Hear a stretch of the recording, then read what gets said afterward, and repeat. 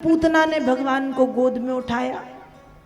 गोद में उठा के पूतना भगवान को अपना दूध पिलाने लगी और जब स्तनपान कराने लगी तो भगवान ने स्तनपान करना प्रारंभ किया है। कंठ में भोलेनाथ आके बैठे थे, इसलिए भोलेनाथ ने जहर खींचना शुरू कर दिया। कन्हैया के कंठ में महादेव बैठे हैं, इसलिए भोलेनाथ ने विषपान करना प्रारंभ किया।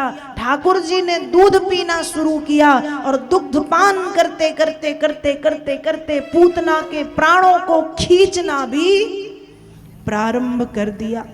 और जब प्राणों को खींचना प्रारंभ किया तो वेद व्यास जी लिखते हैं, सामुंच मुंचाल मिति प्रभासिणी निष्पीड्यमाना खिल जीव मर्मणि बिभ्रत नेत्रे चरणौ भुजौ मुहु प्रस्विन्न गात्रा क्षिपति रुरोदः। क्या हुआ? भगवान ने जब पूतना के प्राणों को खींचना प्रारंभ किया तो वो सुंदर बोलने वाली, वो मित भाषणी, वो मीठी मीठी बातें करने वाली, वो अच्छा अच्छा बोलने वाली पूतना, जैसे ही भगवान ने उसके प्राण खींचना शुरू किए, सामुंच मुंचाल, एक बार कहती है छोड़ दो छोड़ दो, और दूसरी बार कहती है मुंचाल। वेद व्यास जी ने 2 बार मुंच शब्द का प्रयोग किया। एक बार मुंच मतलब छोड़ दो और दूसरी बार छोड़ दो। एक बार तुम मुझे छोड़ दो और दूसरी बार इस भव सागर से छोड़ दो, इस संसार सागर से पार लगा दो। क्या कह रही है? छोड़ दो, बस करो, रहने दो, मेरे अपराधों को क्षमा कर दो, मेरे शरीर में कष्ट हो रहा है। पर भगवान कहाँ सुन रहे थे?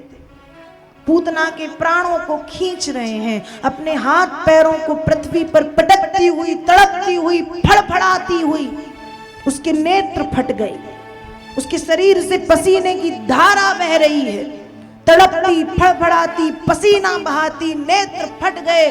हाथ पैरों को पटकते हुए पूतना आकाश में उड़ गई। और जब आकाश में उड़ी तो उसका जो असली वाला रूप था वो सबके सामने आया। असली वाला रूप क्या? तो ग्रंथों में लिखा है कि पूतना 6 कोस लंबी थी और 3 कोस चौड़ी थी। इतनी लंबी चौड़ी पूतना धड़ाम से पृथ्वी पे आके गिरी और पूतना के ऊपर भगवान कृष्ण है, मारी गई।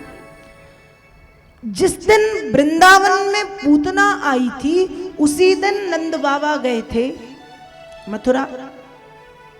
तो वसुदेव जी जैसे ही मिले, नंद बाबा गए थे टैक्स देने कंस को। उस समय भी टैक्स का बड़ा डर था, आज तो है ही। तो नंद बाबा कर देने गए थे। अब जब देने गए थे सोचने लगे आया हूं तो वसुदेव जी से मिलता जाऊं। जैसे ही वसुदेव जी मिले तो वसुदेव जी कहते हैं, बाबा तुम तो लौट जाओ। क्यों? मुझे ऐसा लग रहा है जैसे कोई भयंकर उपद्रव होने वाला है गोकुल में। वसुदेव जी के कहने पर नंद बाबा लौटने लगे।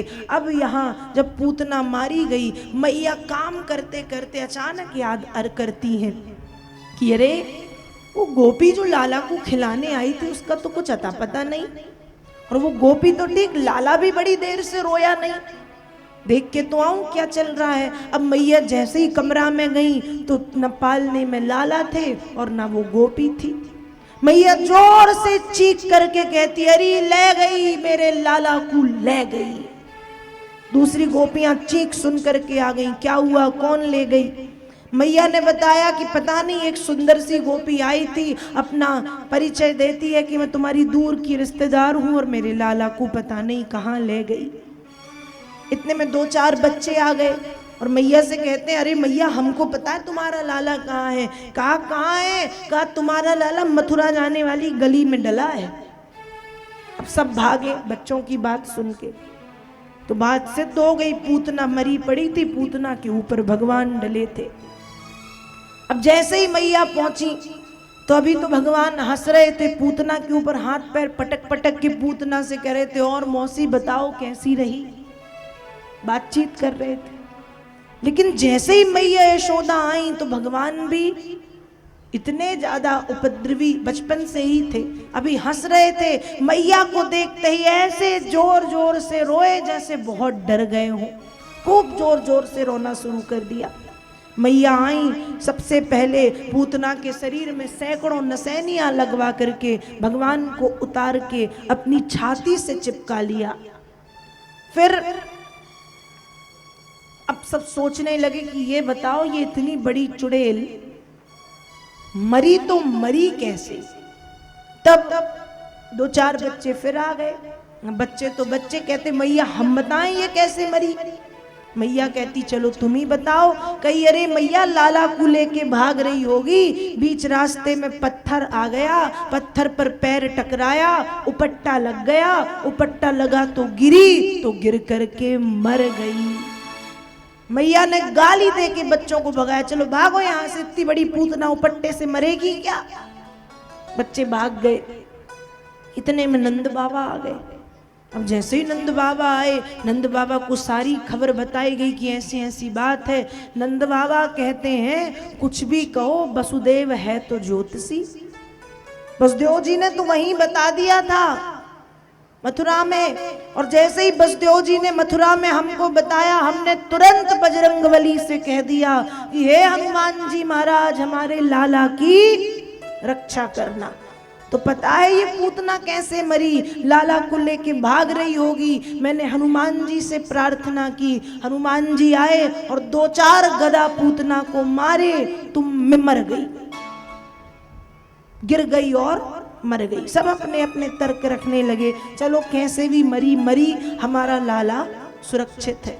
अब पूतना जहां गिरी थी वहां के उतने किलोमीटर के जितने भी पेड़ थे सब उसके नीचे दब गए थे। तो टूटे हुए पेड़ों को इकट्ठा करके उसको आग लगा के उसका अंतिम संस्कार कर दिया गया। जब पूतना का अंतिम संस्कार किया है तो वेद व्यास जी लिखते हैं कि पूतना के शरीर से सुगंधित फूलों की तरह खुशबू निकल रही थी।